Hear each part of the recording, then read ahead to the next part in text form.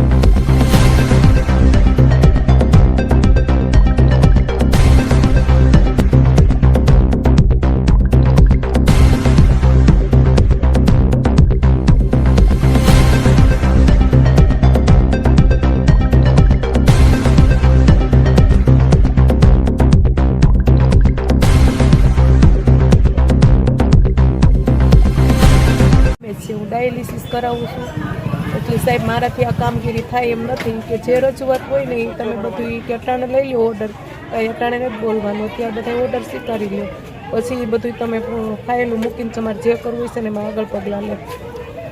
કોણે એવું કીધું હતું? સાહેબ એવું કીધું। ક્યાં સાહેબ હતા? મામલતદાર સાહેબ।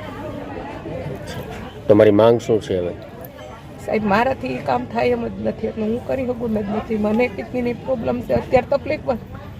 એવું પણ કહેવામાં આવ્યું છે કે તમે આ કામ નહીં કરો તો તમને સસ્પેન્ડ કરવામાં આવશે, તો અમે આગળ પગલાં લેવું એવું અમને કીધું। બરાબર કે તમે આ સ્વીકારશો નહીં તો આગળ પગલાં લેવું। તો અમે બીમાર હોય તો કેવી રીતના સ્વીકાર કરો? એટલું કામ તો કરીએ છીએ અમે, આનાથી વધારે ઉપરથી અમને એટલું પ્રેશર આપે તો અમે કેમ કરીએ? ઓકે। મારું નામ ડૉક્ટર વિલાન સાવલિયા છે। હું CHC ધારીમાં ફરજ બજાવું છું।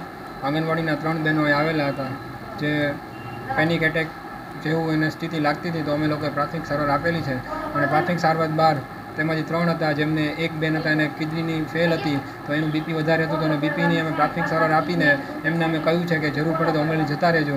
બીજા બેનને માનસિક બીમારી હતી, એમને સારવાર આપીને અમે અમરેલી જવાનું કીધેલું છે અને એક બેન હતા એમને દવા આપીને સારું છે તો એમને અમે પછી રજા કરેલી છે। શ્રી સાથે હતા બધા છે, દરેકને સાંભળો પહેલા મારી બધાને કીધેલું છે, એમને પૂછો, એમને કીધું છે કે તમારી મેડિકલની ફાઇલ છે, દરેકના પર્સનલ મેડિકલ વાળા છે, CPO શ્રી સાથે અમને મોકલો, બરાબર છે? તકલીફ વાળા છે એટલે આપણે અહીંયા જાતે કીધેલું છે મીટિંગમાં કે ભાઈ તમારા જે કોઈ પ્રશ્નો હોય, તમારા અંગત પ્રશ્નો જે પ્રશ્નો છે એ બધા પ્રશ્નો અમને રજૂઆત કરો, અમે એના વિરુદ્ધ મતલબ એ આગળ મોકલશું ને એમાં કાર્યવાહી કરશું। મીનાબેન છે, હું નાગદરા ગામથી આવું છું। અમે બધા આંગણવાડી કાર્યકર છીએ। તો આજે અમને જે કાંઈ મિટિંગમાં કહેવામાં આવ્યું એ ધમકાવીને કહેવામાં આવેલ છે, પણ પ્લસ કે આંગણવાડીની માંગ એવી છે બહેનોની કે અમે અમારા કામથી નથી અમે પહોંચી શકતા, તો અમે આ બીએલઓની કામગીરી કઈ રીતે? સાહેબનું એવું કહેવાનું છે કે તમારે રજાના દિવસે કામ કરવાનું. તો સાહેબ અમારે પણ નાના બાળકો છે, અમારે ઘર છે, તો પછી અમે રજાના દિવસે કઈ રીતે કરી શકીએ? અમારે અમારા નાના બાળકોને તો સાચવવા ને સાહેબ. કામગીરી કરવા અમે કામગીરી કરવાની ના નથી પાડતા, પણ અમને 2 દિવસની મુદત આપો. જો બીજો કોઈ તાલુકો સ્વીકારશે તો અમે સ્વીકારશું આ કામગીરી, અને અમારું યુનિયન જો સ્વીકારશે તો અમે સ્વીકારશું સાહેબ. કોના દ્વારા કહેવામાં આવ્યું હતું? સાહેબ દ્વારા, પ્રાંત સાહેબ દ્વારા, હા મામલતદાર સાહેબ દ્વારા કહેવામાં. હા, કડક ભાષામાં બધાને ધમકાવવામાં આવેલ છે. એટલા માટે અમારે 3 બહેનો અત્યારે ગંભીર હાલતમાં છે.